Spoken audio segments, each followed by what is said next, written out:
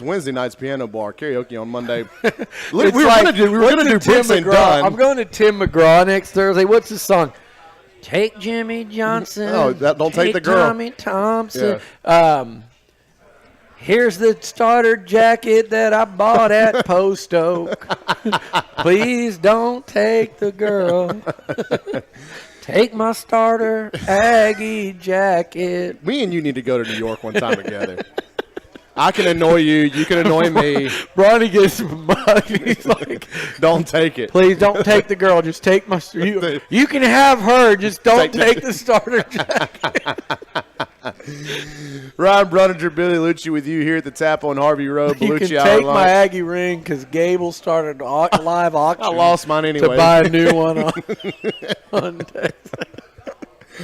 The biggest news this week in terms of Aggie football, probably the NFL Combine going on, Liucci. And I saw here on the TVs at the Tap some guys doing some analysis on Ed Oliver. And I got to thinking, with Ed Oliver, he's probably going to check in at what, 6'2", 270, 275?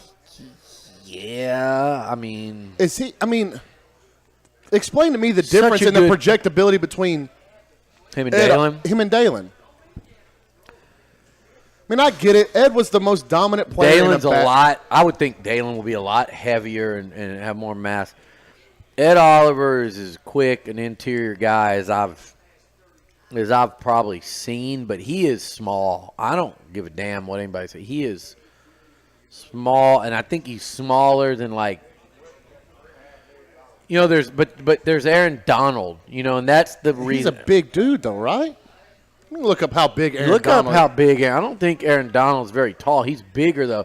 Ed, I remember when Ed and Tyree Cleveland would come to the A&M games at Kyle Field, and you'd see them walk up, and it was like, man, if I didn't watch his tape, I wouldn't think there's any way that guy could be, a number one player in the state and top national type guy. But he was when you watch him on film. So 6 foot 285. Yeah, so Aaron Donald's not he's big. Shorter than Ed Oliver. That's why Ed Oliver's going to get drafted high and going to get paid is because of it. And there have been other ones. It was like Kyler's going to get drafted high because of Russell Wilson. Yeah. And I think Dalen really helped himself, but I think he's just going to be. I think he's going to have worked his way into the middle rounds, which is great. But yeah, could Dalen be an impact pro and play for a long time and work his way into being a Pro Bowl type player? I don't put it past him. I really don't. And I love the fact that we can sit here and say that today for him. Kyler intrigues me so much in this deal because it's like, at times I like Kyler a lot. Like personally, I've never had issue with him or anything, but I'm not even close to an issue. I like him. We've always gotten along great with him. The stuff about Kevin that's come out this week and his dad, I always joke with Kevin. Our ongoing thing was calm down. He runs hot. He did you guys that remember him as an A&M player, as a competitor, that thing. That's never going to change with him. But I don't remember hearing stories about him doing any kind meddling once Kyler got here. I really didn't. And he might, Kevin, I would joke and say it lovingly. He was always unhappy. He always has a frown and he's not happy with. But I don't think he was coming down doing so, and OU's coaches saying all that. My only thing I'd want to know is, hey, Lincoln Riley, how much did you talk to Kyler Murray during his freshman season at A&M while he was playing here? You're going to get on there with your eyeball tweets and be all, think you're the voice of Crimson God coming down. That would have been, hey, how much of that was the relationship you built while he was still playing here? But I don't think I think Kevin's just really involved with Kyler, and I think the problem to me is on the baseball side of it. Is that going to constantly be dangled over as leverage? Honestly, what would concern me was, hey, we're just going to go play baseball then. Yeah. Do this, or we're going to. again, it's concern Russell me. Wilson enhanced. Russell Wilson goes to spring training every year with the Yankees, but he's not a threat to go play baseball. And he never was that. Even though he played pro Yeah. before he went back, to college, he was never that kind of threat like Kyler Right. is. To get paid that much, to play at that level. My thing too, though, is Kyler is like he's kind of can be distant and aloof, and you saw that change some with OU. But those aren't really the signs of, like, great locker room leaders, which you want that position to be. But then, on the flip side, you watch him, and all he does is win at every level. All he does is produce at every level. And he, like some people say, well, he doesn't want to take a hit, and he slides all the time. And I get that. He slides early. But that's self-preservation, and he knows he's 5'10", 205 pounds. All the guy does is win and produce, and you can't say that he is not a competitive son of a gun of the highest order. Look, my biggest deal is Kyler in his entire football existence has never lost on a consistent basis. How will he deal with it? How will he deal with it if he goes to an Arizona or a bad franchise and he's going to have to lose for a couple Because years? say what you will, how many high school quarterbacks had two, I don't know when Bobby Evans is going to go, but top two-round offensive tackles blocking for him in high school. On that roster, how many? Yeah. Kyler's roster, how many? They were Division I they were guys better than every team, save maybe one or two out of 16 games a year were their peer, if that. Yeah. And then in college, at OU in the Big 12, I mean, their skill, talent, and their system and everything. I mean, I've always said I've never seen more wide-open receivers than OU's had, the last 2 years. And that's a credit to their system and their receivers, and not to take in because it's – but here's the other thing. We're sitting here playing devil's advocate with ourselves. And Baker Mayfield, that transition worked, and it did for a franchise that hasn't really ever been very good. And you know what I'm saying? Yeah. So for everything we tell each other that could be a negative for Kyler, we can come back and with a related positive. So it's very I would not want to be one of the most people intriguing guy in this year's drafted draft. in the top 10. It's Staying a lot of the same stuff. Well, look. It's a lot of the same stuff as Johnny. The difference. Yeah, that's exactly where Johnny I was had going to go. the off-field. If you want to comment on Johnny and what's going on now. Johnny had the off-field concerns. Kyler doesn't, but Kyler has the baseball concerns. And again, Johnny was a little bigger than Kyler. But again, still size was a question for Johnny. A lot of the same concerns, but off-field concerns with Johnny,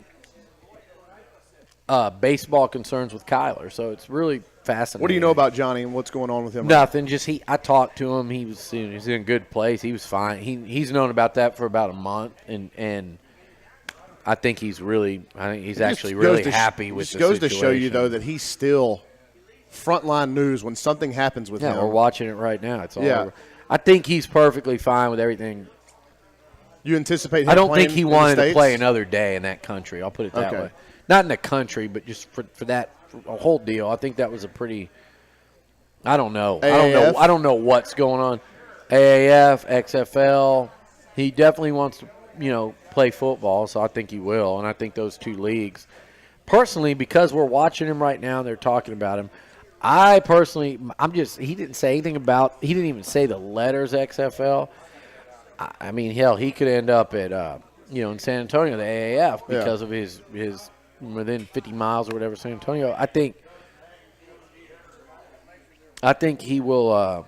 My prediction is he'll be on, the quarterback of the XFL team in Dallas or Houston next spring, and sometime during the offseason that'll be some grand announcement, and he'll get paid more than anybody else in that league. And I'm sure that opener for either one of those teams will probably be sold out. I don't know where they're going to play.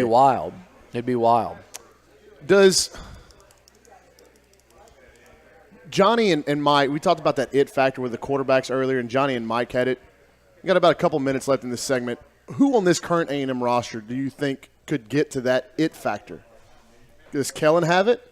And if you're not born with it, can you go get it? Can something be obtained? I think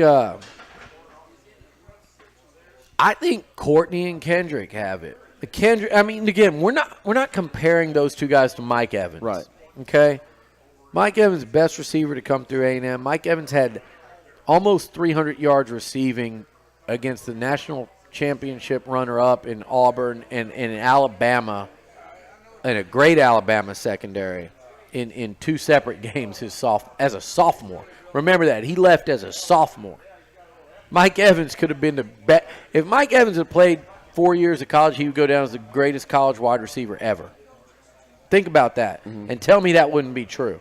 Best college wide receiver in the history of the sport if he would have stayed. His numbers would have been so astronomical, it's crazy. But we're not comparing them to them.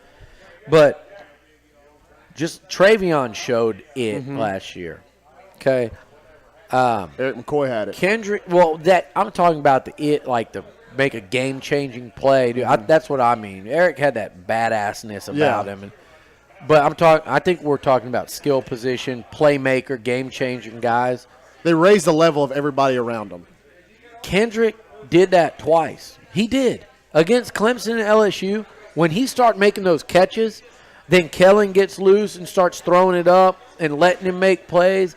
And he's making them, and he's, looking down on the LSU DB, talking crap after scoring. He makes a play, and the other receiver makes a play, and the crowd gets in. I mean, he did that in two separate games. That's two out of a whole season, though. So, can he have it? Yeah, he's got the potential to have it. Those type catches he makes changes games. And then in terms of Kellen's never going to beat Johnny with the sprinting up and down the field after a touchdown and running 95 yards to Mike. That's not Kellen, but what Kellen, he did show an it factor. Now, he didn't show it again.